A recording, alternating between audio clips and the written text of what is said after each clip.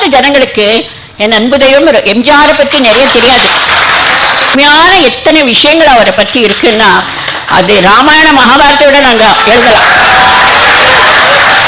அந்த அளவுக்கு அவருடைய விஷயங்கள் இருக்கு. அங்கன்னா கோல்டன் ஸ்டுடியோன்னு இருந்தது. அங்க ஒரு நடிகர் சங்கத்திலிருந்து ஒரு சங்கம் மாதிரி வைப்பாங்க.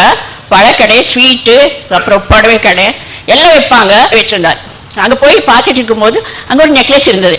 ஐயோ எவ்வளவு நல்லா இருக்கு அந்த நெக்லஸ், எனக்கு வேணும்னு. இல்லம்மா சாவித்திரமா அட்வான்ஸ் கொடுத்துட்டாங்க, கொடுக்க முடியாது. நான் சரின்னு சொல்லிட்டு வந்துட்டேன். அதுக்கப்புறம் தாய் காத்தானே படம்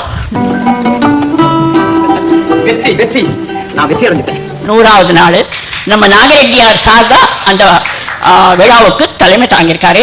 அவர் தான் எங்களுக்கு எல்லாம் அவார்டு கொடுத்தாரு. அப்புறம் சரோதேவின்னு கூப்பிட்டாங்க. நான் ஸ்டேஜுக்கு போனேன். இப்போ இந்த காலத்து மாதிரி எல்லாம் இல்லை. அப்போ பரிசெல்லாம் ரொம்ப பெருசாக கொடுப்பாங்க. அப்புறம் நான் போனதுக்கப்புறம் இவ்வளோ பெரிய ரெட் பாக்ஸ் நாகரெட்டியார் கொடுத்தாரு. வாங்கிட்டேன். அப்புறம் நான் கீழே வந்து என்ன இருக்குன்னு திறந்து பார்த்தேன். இந்த நெக்லஸ் இருந்தது.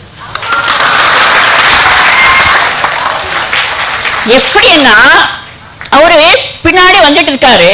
நான் நெக்லஸ் கேட்டது, அவங்க இல்லைன்னு சொன்னது.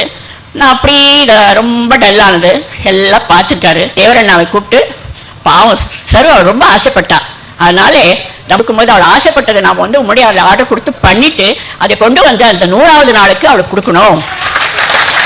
இந்த நெக்லஸுக்கு இத்தனை ஸ்டோரி. ஆனா என் அன்பு தெய்வம் இல்லைன்னாலும் இங்க இருக்காரு.